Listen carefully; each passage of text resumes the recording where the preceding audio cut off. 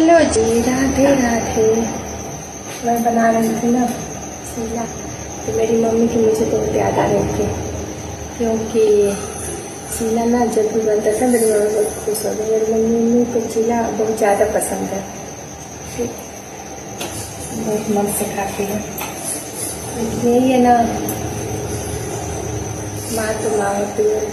कभी भी फ़ोन करो चाहे कुछ भी करो ना, तो ये नहीं कि काम हुआ कौन है क्या, बस खाना खा ली, नहा ली, काम हो गया ना, ज़्यादा कम, बस इतना ही। क्योंकि पूरे दिन काम करने के बाद ना ये सब कोई नहीं बोलता है ना, अकेला कोई नहीं, तो ये सब माँ ही बोल सकती है, पूछ सकती है खाना खाए कि नहीं, चाहे आप कितने भी बड़े हो जाओ, और दूसरा कोई नहीं।